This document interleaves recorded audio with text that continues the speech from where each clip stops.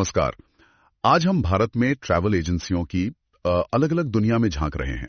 जी हमारे पास जो जानकारी है वो बताती है कि यहाँ भाई कई तरह की एजेंसियां हैं हाँ बिल्कुल और ये सब अलग अलग यात्रियों की जरूरतें पूरी करती हैं। सही बात है। तो आज का मकसद यही समझना कि ये कौन कौन सी हैं और इनका काम करने का तरीका क्या है, मतलब बिजनेस मॉडल क्या है। हाँ, और ये देखना काफी दिलचस्प है कि कैसे ये अलग अलग मॉडल, चाहे वो नुक्कड़ वाली छोटी दुकान हो या फिर कोई बहुत बड़ी ऑनलाइन कंपनी, ये सब मिलकर पूरे यात्रा उद्योग को एक तरह से आकार देते हैं।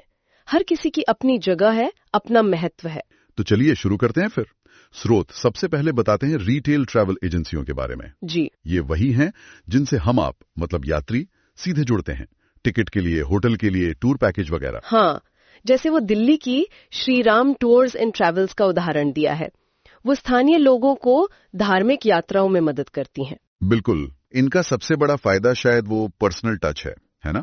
वो सलाह, वो भरोसा। हाँ, खासकर उन लोगों के लिए जो शायद तकनीक के साथ उतने सहज नहीं है या पहली बार कहीं जा रहे हैं या बुजुर्ग हैं। सही। अच्छा, तो दूसरी तरफ हैं होलसेल ट्रैवल एजेंसियां। हाँ, ये बिल्कुल अलग तरह से काम करती हैं।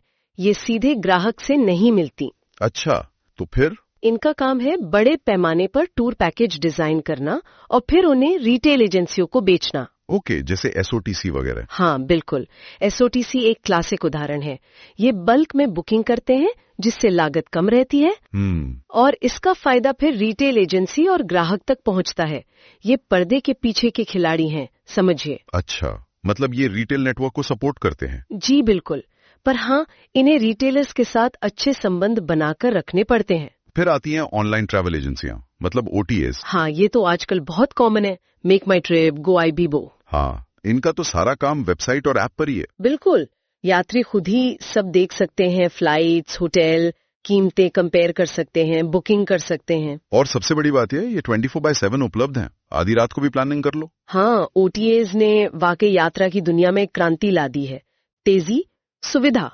और एक बहुत बड़ी बात है पारदर्शिता। कीमतें सबके सामने है। हाँ, इससे पारंपरिक रिटेल एजेंसियों पर दबाव तो बढ़ा होगा। बिल्कुल बढ़ा है। अब उन्हें सिर्फ बुकिंग से ज्यादा अपनी विशेषज्ञ सलाह और बेहतर सर्विस को साबित करना पड़ता है। उन्हें अपनी वैल्यू दिखानी पड़ती है। सही बात है। अच्छा, ये तो हो गए मुख्य प्रकार, लेकिन कहानी यहीं खत्म नहीं होती है ना? नहीं, बिल्कुल नहीं। जरूरतें और भी खास हो सकती हैं। हाँ, जैसे स्रोत बताते हैं इनबाउंड एजेंसीज के बारे में। जी, इनबाउंड यानी वो एजेंसियां जो विदेशी पर्यटकों के भारत आने का इंतजाम करती हैं। अच्छा। जैसे कोई विदेश से भारत घूमने आना चाहे, हाँ, मान लीजिए कोई जर्मनी से भारत की संस्कृति देखना चाहता है, तो इंडियन हॉलिडे प्राइवेट लिमिटेड जैसी एजेंसी उनके वीजा से लेकर गाइड, रहना, खाना, अनुभव सब प्लान करेगी। वाह, ये तो एक तरह से भारत के एम्बेसडर हुए। बिल्कुल सही कहा।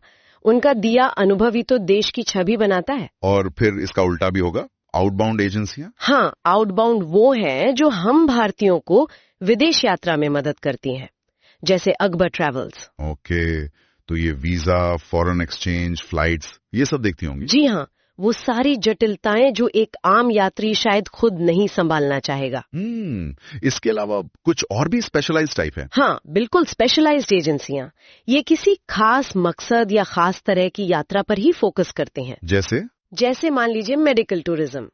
कोई इलाज के लिए भारत आ रहा है तो मेडिकनेक्ट इंडिया जैसी एजेंसी है। अच्छा। या फिर किसी को सिर्फ एडवेंचर ट्रिप पर जाना है, पहाड़ों पर ट्रैकिंग करनी है या सिर्फ धार्मिक यात्रा करनी है, तो केसरी टूर्स जैसी कंपनियां हैं। तो इनका फायदा है इनकी गहरी जानकारी उस खास फील्ड में। एग्जैक्टली, उनकी विशेषज्ञता जो जानकारी और सुरक्षा एक एडवेंचर स्पेशलिस्ट दे सकता है, वो शायद एक सामान्य ओटीए न दे पाए। समझा। अच्छा, फिर कॉर्पोरेट एजेंसियां भी हैं? जी, कॉर्पोरेट ट्रैवल एजेंट्स जैसे बीसीडी ट्रैवल, इनका काम है कंपनियों के लिए बिजनेस ट्रिप्स मैनेज करना। मतलब कर्मचारियों की फ्लाइट, होटल, मीटिंग अरेंजमेंट्स सब? हाँ, सब कुछ। इससे कंपनियों का समय और पैसा दोनों बचता है। और आखिर में एक और प्रकार है फ्रेंचाइजी एजेंसियां।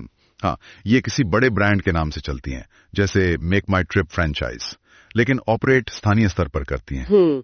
तो कुल मिलाकर देखा जाए तो भारत का यात्रा बाजार बहुत विविध है। कॉन्फ्रेंस में जाने वाला एग्जीक्यूटिव हो या दुनिया घूमने वाला। सही, ये सिर्फ टिकट बुक करने से कहीं आगे की बात है। बिल्कुल, ये सही विशेषज्ञता और सही सेवा चुनने की बात है। तो इस पूरी चर्चा का सार यही निकलता है कि भारत में ट्रैवल एजेंसियों का एक विशाल और कहना चाहिए बहुआयामी नेटवर्क है। जी। रिटेल से ऑनलाइन, इनबाउंड से कॉर्पोरेट तक हर मॉडल की अपनी खास भूमिका है और वो किसी न किसी खास यात्री वर्ग की जरूरत को पूरा कर रहा है। बिल्कुल। और इन अंतरों को समझना मुझे लगता है यात्रियों के लिए बहुत जरूरी है। हाँ, ताकि वो अपनी जरूरत के हिसाब से सही एजेंसी चुन सकें। बिल्कुल, जिससे उनकी यात्रा ज्यादा आसान, ज्यादा सुविधाजनक और यादगार बने। सही कहा।